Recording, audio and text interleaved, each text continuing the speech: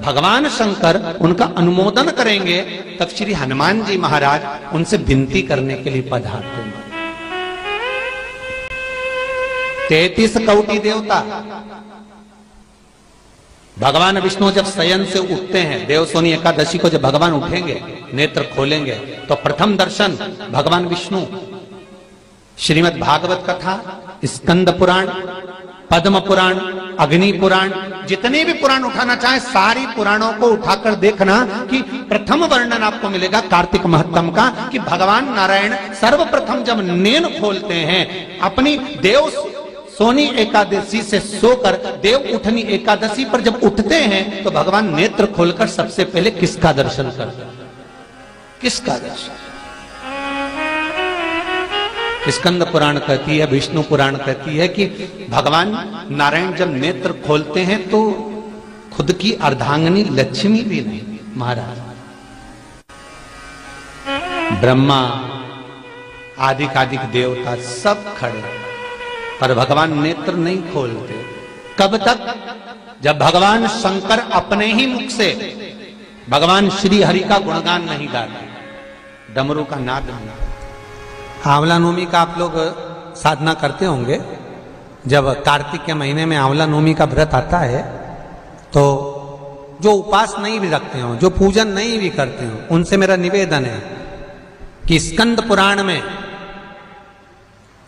कार्तिकेय के पावन चरित्र में, स्कंद पुराण में स्पष्ट किया गया, और कल्याण का कार्तिक खंड पढ़िएगा, कभी योग लगे तो गीता प्रेस गोरखपुर का कार्तिक खंड पढ़िए, आप पढ़ेंगे तो उसमें मिलेगा आपको कि आंवला नवमी के दिन आंवले के पेड़ के नीचे घी का दिया लगाकर मध्याह्न से पहले, दोपहर के 12 बजे से पहले आंवले के पेड़ के नीचे आंवला नवमी के दिन कार्तिक के महीने में स्कंद पुराण कहती है, जो घी का दिया लगाकर पूजन कर कर अपना पल्लू पसार कर आंवले के वृक्ष की डाली में से उस पे लगी हुई थोड़ी सी छाल को अपनी अंगूठे और चीटी उंगली से अपने पल्लू में गिराकर ले जाकर लाल कपड़े में हल्दी के साथ अपनी तिजोरी में, अलमारी में रख लेता है। उसके घर में कभी बरकत की कमी नहीं होती, उसके घर में कभी संपदा की कमी नहीं होती, उसके घर में धन, वैभव, सत्ता बढ़ती है, बढ़ती है। आंवला नवमी की कथा में एक प्रसंग आता है। आंवला नवमी का पूजन आपको करना आता है, व्रत करने वाली माताएं व्रत करती है, आंवले के पेड़ के नीचे जाकर पूजन करना, भोजन करना, आंवले का वृक्ष की छाया में बैठना,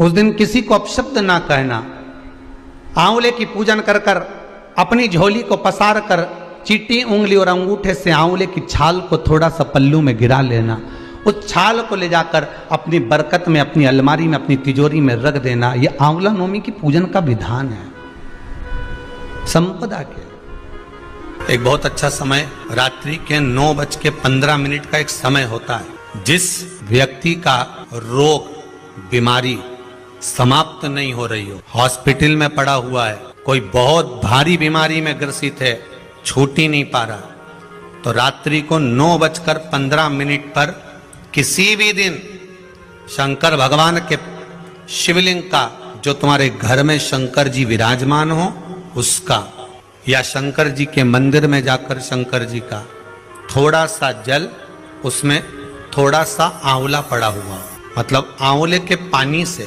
शंकर का अभिषेक पूजन कर लीजिए। उसका नाम लेकर कर लो जो रोग से ग्रसित हो। 1 दिन, 2 दिन, 3 दिन करोगे, वो हॉस्पिटल से छुट्टी करके आ जाएगा, उसका रोग समाप्त हो। आंवले के वृक्ष के नीचे, स्कंद पुराण में भी है, कार्तिक महीने में आंवला नवमी पर आंवले के वृक्ष के नीचे भोजन करने से संपदा बढ़ती है। इसलिए आंवला नवमी पर लोग आंवले के पेड़ की पूजन करने जाते हैं, तो वहां गोट भी करते हैं। बोलो सही है कि गलत है? वहां लोग टिफिन लेके जाते थे, पहले भोजन करते थे आंवला नवमी पर, आंवले के वृक्ष के नीचे भोजन करने पर संपदा बढ़ती। आंवला नवमी का दिन कार्तिक में पड़ती आंवला नवमी।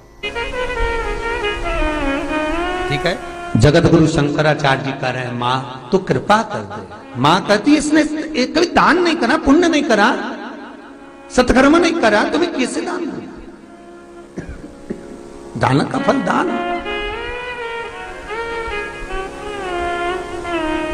कैसे दूं मैं? मां पूर्व में मान लो इसने जितने जन्म लिए उस जन्म में अगर कोई दान नहीं दिया तो आज आंवला नवमी के दिन आज तो दान दिया है।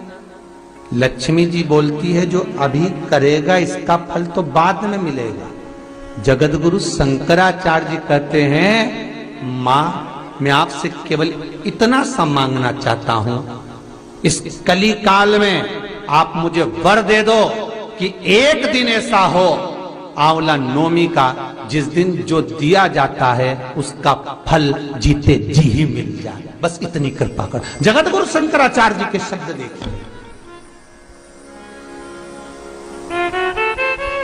गौदान करा उसका फल बाद में मिलेगा, कुछ दान करा उसका फल बाद में, पर आंवला नवमी के दिन अगर आपने कुछ दान दिया है, आंवला नवमी के दिन अगर आपने दान किया है उसका फल जगत गुरु शंकराचार्य जी माता लक्ष्मी से कहते आज की आज मिलना चाहिए।